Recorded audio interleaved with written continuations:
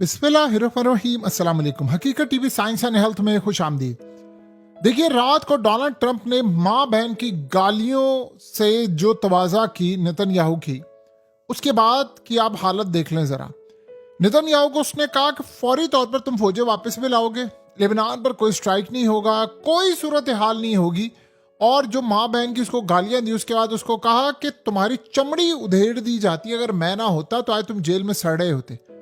आप इमेजिन करें जरा, 8 घंटे नहीं गुजरे, उसने कहा तूने लिबनान पर स्ट्राइक नहीं करना, उसे स्ट्राइक कर दिया लिबनान पर। और अब आप अंदाजा करें कि अब की सूरत हाल ये है कि फिर दुनिया अगर ब्लेम करती है ईरान को कि तुमने जंग क्यों शुरू की, क्या सूरत हाल हुई, तो जाहिर सी बात है फिर दुनिया ईरान को कह नहीं सकती। अब ईरान ने स्ट्राइक करना है इजराइल पर, ये सीज फायर अब टूटनी है, इसके टुकड़े टुकड़े हो जाने हैं सीज फायर के। उसकी रीजन ये है कि इजराइल नहीं रुक रहा, वो कैसे रुकेगा। देखिए, जिन लोगों का कॉन्सेप्ट ये है कि हमने 8 मुल्कों को फतह करना है, हम 2500 साल बाद इस मकाम पर पहुंचे हैं, आप बताएं वो रुकेंगे? रुकेंगे वो? यानी हमें दुनिया को ये पागल। देखिए, एक बात आप ज़हन में रखिएगा, इजराइल का जो प्रोजेक्ट है, ग्रेट इसराइल है और ये तमाम चीजें हैं, उसकी राह में दुनिया में सिर्फ एक ही मुल्क रुकावट है इस वक्त, सिर्फ एक, और वो है ईरान। अगर ईरान पीछे से हट जाता है, मिसाल के तौर पर ये ईरान को फतह कर लेते हैं, तो फिर गया इराक, लिबनान गया, शाम गया, फिर ये सऊदी अरब को टारगेट करेंगे, ये कतर को करेंगे, इन्होंने तुर्की को टारगेट करना, ये छोड़ेंगे किसी को? ये सिर्फ ईरान इस वक्त आखिरी रुकावट बना हुआ है, उनको पता है। देखिए, इजराइल यहां पर क्या देख रहा है, उसको ये बात समझ आ रही है कि अगर लेट से यहां पर ये सूरत हाल पैदा होती है और मुस्तकबिल में अगर ये सिनेरियो इस तरह का बिल्ड हो जाता है जहां पर हमें ये लगे कि बहुत सारी इस्लामिक कंट्रीज अब आने वाले वक्त में ईरान के साथ इत्तेहाद कर लें, क्योंकि इसराइल ने उन पर अटैक करना है और दुनिया में वाहिद मुल्क सिर्फ ईरान है जिसने अमेरिका और इसराइल की एक ही दफा मिलकर ठुकाई की, और तो कोई नहीं कर सकता। जाहिर सी बात है, बाकी सारे ममालिक तो अमेरिका के खिलाफ खड़े नहीं हो सकते। तो इसराइल को इस बात का शदीद गुस्सा है कि अगर ऐसी सूरत हाल पैदा होती है तो फिर क्या बनेगा, फिर क्या सूरत हाल हमारे लिए पैदा होगी, फिर क्या सिनेरियो होगा। इस बात से वो परेशान है कि सारे ईरान की तरफ भागेंगे। देखिए, गल्फ कंट्रीज को किससे खतरा था? दुनिया में 2 ही मुल्कों से उनको हमेशा से खतरा था, जो वो समझते हैं। एक वो समझते थे ईरान से खतरा है, दूसरा वो समझते थे इसराइल से।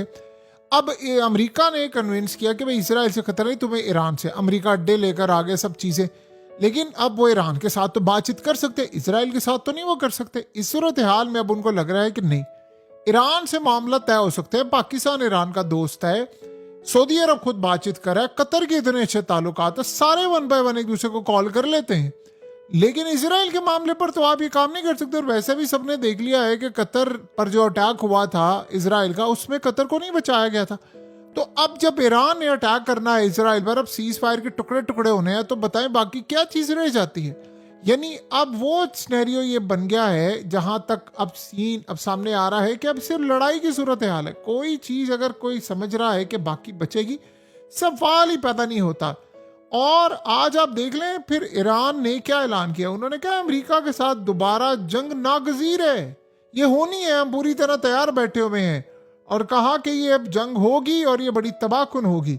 और ये इस सूरत हाल के अंदर सबसे ज्यादा तमाम के तमाम जो मामलात खराब हो रहे हैं, वो क्लियरली नजर आ रहा है कि अब आने वाले, यानी वो कहा ईरान ने कि अमेरिका हमसे डिमांड कर रहा है कि सरेंडर करो। उसने कहा कि ईरानी कौम की तारीख रही है, उन्होंने जिंदगी में कभी सरेंडर नहीं किया, वो तुम्हारी इन चीज़ों को यानी सरेंडर करेंगे। अब उन्होंने, आप अंदाज़ा करें कि कल ट्रंप ने बात की, ट्रंप ने खुद ही लीक करवाई बराक रेविड से सारी स्टोरी, और उसके बाद आप देख लें इसराइल ने अटैक कर दिया है। अब वो रुकेंगे पीछे? अब वो कह रहा है, कहते मैं, यानी नेतन्याहू ने, आप सोचे, ट्रंप ने इतनी बड़ी बात की, ट्रंप ने ट्वीट की और कहा कि ना अटैक होगा इसराइल का, ना फौज जाएंगी, सारी फौजें वापस आएंगी। और उधर से नेतन्याहू को आप देख लें, वो कहता जी हम तो अटैक करेंगे। उसने फौरी ट्वीट करके कह दी मैं तो अटैक करूंगा। बताएं, जब ऐसी सूरत हाल है तो फिर क्या काम होगा। अब आप ये सोच लें कि अब ये लड़ाई होनी है। और देखिए, हिजबुल्लाह ने कहा है कि हम जंग बंदी के लिए तैयार बैठे हुए, अमेरिका ने हमें कहा हम तो तैयार है, लेकिन इसराइल रुका हुआ है। कल ट्रंप ने खुद ये बात की है कि एक बंदे को मारने के लिए हिजबुल्लाह के नेतन्याहू को जो फोन पे कहा कि तुमने सारी की सारी बिल्डिंग्स उड़ाना शुरू कर दी हैं। सो इसराइल कभी भी जुबान नहीं समझता, ऐसी जुबान जिसमें इसराइल को ये लगे कि कोई बातचीत हो सकती है आराम से, वो नहीं समझता। वो मिसाइलों की बात समझते हैं और मिसाइलों की ही सूरत हाल ऐसी होती है जिसको वो समझते हैं। सो ये ज़हन में रखिएगा, आज ईरान ने कहा है कि इसराइल और अमेरिका को आज वॉर्न कर रहे हैं फिर आखिरी दफ़ा। ये अटैक से पहले उन्होंने कहा था कि लेबनान पर आपने हमले बंद ना किए तो संगीन नताइज होंगे। अब उन्होंने ये नहीं कहा कि ईरान पर अटैक होगा तो हम अटैक, उन्होंने कहा लेबनान पर अटैक होगा तो हम अटैक करें। तो वो इसराइल ने वो अटैक कर दिया है। सो अब आप ये सोचें कि इससे भी बड़ी सूरत हाल ये है कि ईरान ने कहा है कि हमने अमेरिका के जो कमर्शियल बहरी जहाज थे उनको भी टारगेट किया है। यानी अब ये सूरत हाल पैदा हो गई है कि अमेरिका के शिप्स को भी उन्होंने टारगेट किया। उन्होंने कहा हमने नहीं छोड़ना इनको। तो बताएं कि अगर ऐसी सूरत हाल है तो फिर बाकी मामला क्या रह जाता है। अमेरिका के लिए चैलेंज ये बना हुआ है कि इसके बाद अब क्या रहेगा, क्या सूरत हाल पैदा होगी। अब देखिए अमेरिका को भी टारगेट किया जा रहा है, इसराइल को भी उन्होंने टारगेट करना है, तो बाकी मामला कैसा रह सकता है। अमेरिका के लिए सबसे बड़ा चैलेंज क्या है? अमेरिका के लिए सबसे बड़ा चैलेंज इस वक्त ये है कि अब देखिए दुनिया में उसकी कोई बात सुनने को तैयार नहीं। आपको पता है कि आज ऐसी सूरत हाल हुई है कि ख़ास तौर पर इस्माइल कानी, जिसको ये कहते थे जी हमारा एजेंट है, फलाना है, ये वो सब कुछ है, आज उन्होंने ओपनली कहा है कि लिबनान और गजा में इजराइल जो कार्रवाई कर रहा है इसमें अब आप हमें मजबूर कर रहे हैं कि हम आप पर अटैक कर दें। उन्होंने बड़ा क्लियरली कह दिया है कि हमने अटैक कर देना है इसराइल पर, किसी भी वक्त हो जाना है।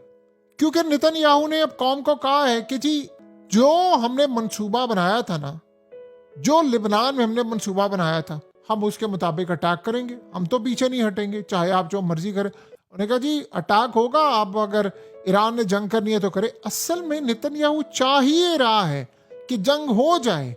वो तो इस बात को, यानी आप ये सोच लें कि फिर इस सूरत हाल में क्लियरली चीज नजर आ रही है कि वो अटैक करने के लिए जा रहा है। वो चाहता है जंग हो, क्योंकि वो जंग होगी तो उनको मौका मिलेगा ना आगे बढ़ने का। आपको पता है साइप्रस के अंदर इजरायली गए और उन्होंने वहां पर जाकर प्रॉपर्टीज बड़ी तादाद में खरीदना शुरू की। वहां पर उनके कान खड़े हो गए। वो सोच रहे हैं कि ये फलस्तीन वाला मामला ना हो जाए। ये लोग आते हैं, प्रॉपर्टीज खरीदते हैं, उसके बाद ये आपको फारिग कर देते हैं, आप फिर खत्म हो जाते हैं, फिर आपका कुछ भी बाकी नहीं बचता।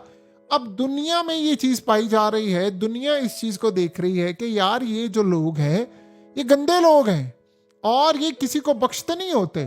तो हमें बड़ा सोच समझ के चलना है, हमें अपने फैसले बड़े सोच समझ के करने हैं। और यही वो मसला है कि अमेरिका इस वक्त बिल्कुल बंद गली में दाखिल हो रहा है। देखिए अब आज ईरान ने कह दिया है ना कि अब हमारे सब्र का जो पैमाना है वो आखिरी हदों को छू रहा है। अब हमारे पास सिवाय स्ट्राइक के कोई ऑप्शन नहीं है। तो ये जंग आप ये समझ लें किसी भी वक्त शुरू हो जानी है। लेकिन आप इसमें गौर करें कि ये जंग किस वजह से शुरू हो रही, ये कौन सी ऐसी वजह? सिर्फ एक मुल्क है और वो है इसराइल। आप एक चीज गौर किया आपने, यूरोप पिन ड्रॉप साइलेंट, उसका मुंह सिला हुआ है, मुंह सिला हुआ है, कोई बात नहीं कर रहा वो कि इसराइल को। यानी आप ये सोचें कि अगर दुनिया में कोई शख्स हजारों लाखों लोगों को मार दे और उसको गिरफ्तार किया जाए और अमेरिका का प्रेसिडेंट उसको उठ करके गालियां देकर मां बहन की कि मैंने तुझे बचाया हुआ ना, तेरी चमड़ी इस वक्त उधेड़ दी जाती।